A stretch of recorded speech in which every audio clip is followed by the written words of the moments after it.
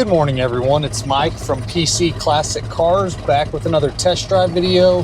This morning we are in my 1973 Dodge Charger with a 440 and a 727 automatic transmission.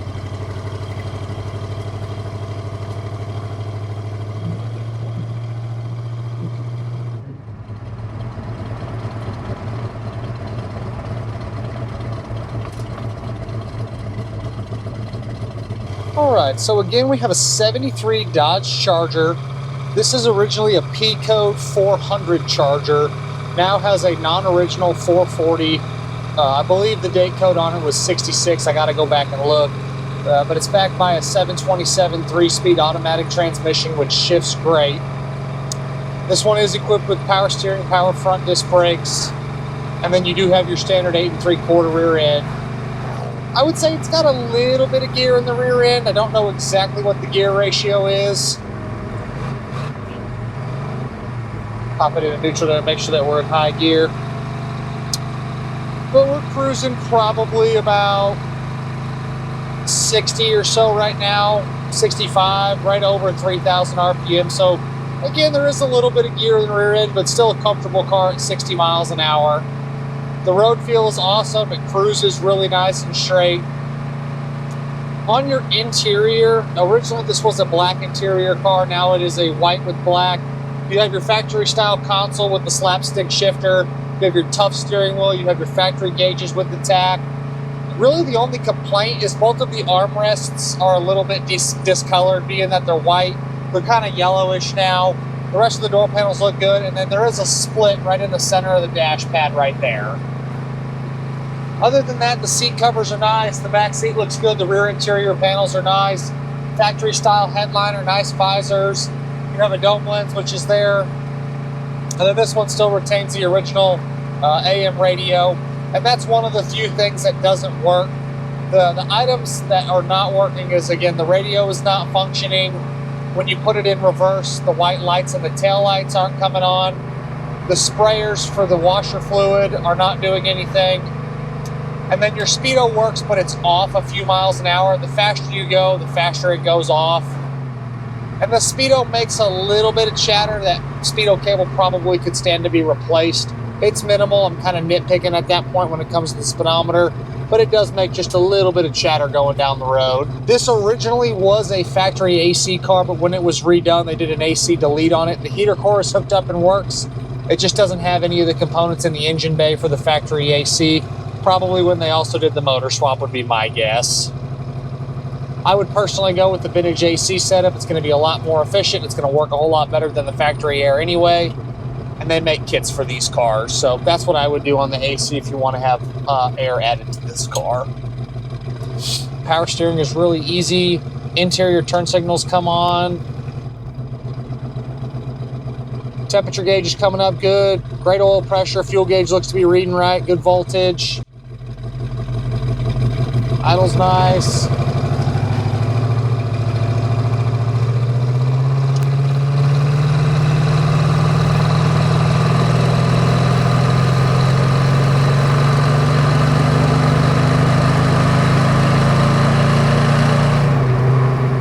Has plenty of power, pulls it down the road really well.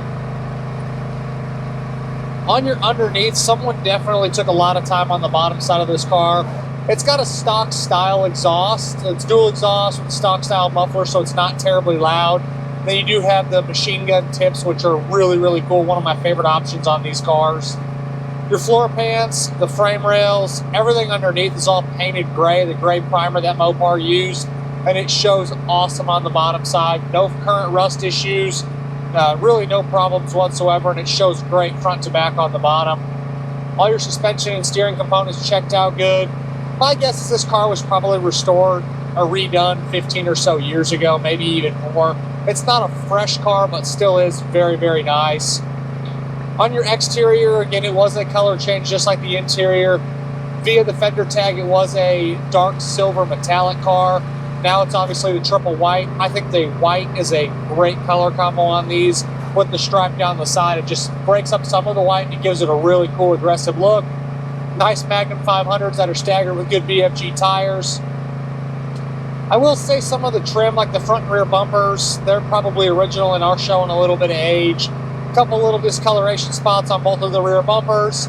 Some little nicks in the bumpers as well, but still very presentable. The side, the graphic, the longitudinal stripe, if you look at it really close, you can see some of the vertical lines in the stripe.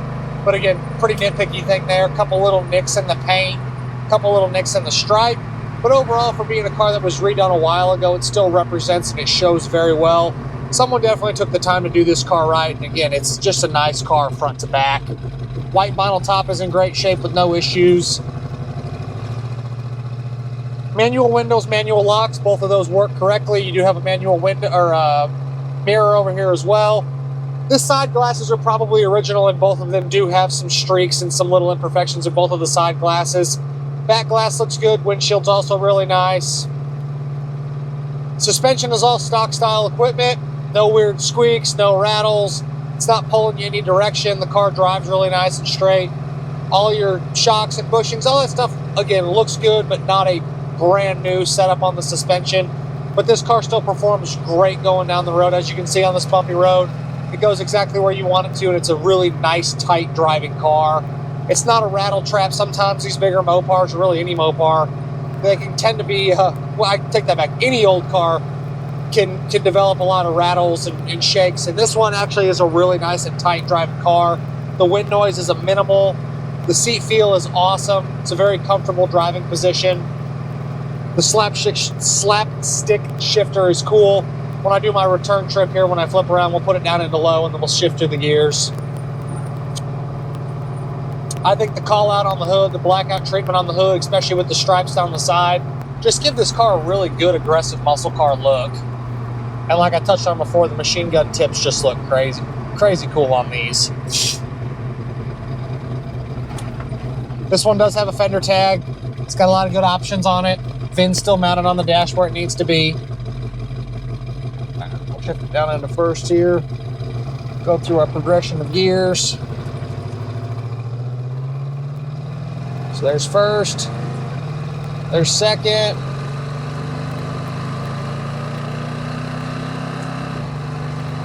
There's third. Carpet's really nice. Looks like that's been redone at some point. It's got mats in the front. There is no mats in the rear. If I was going to do anything, I, again, would add the vintage AC setup to it. I would put a new speedo cable in it and that little gear that goes down into the transmission. Due to the wheel and tire size, it is going to throw your speedo off. So when you change the speedo cable, you get that little gear that goes into the side of the transmission. That'll get your speedo accurate. And then again, a couple of the little small things. I'd go with a retro style radio to replace the original AM radio that's not doing anything.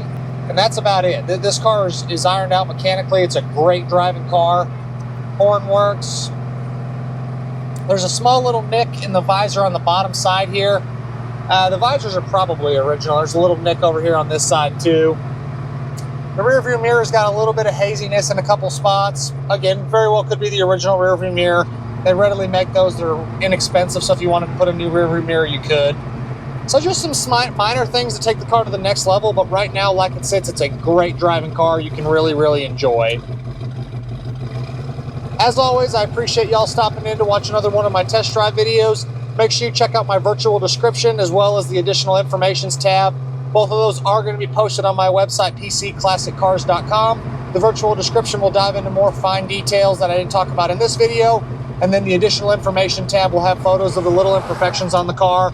We'll have photos of the motor numbers, the doesn't work section, and just some other information that, again, that's not touched on in these two videos. And we'll see you guys on the next test drive. Thanks again for watching.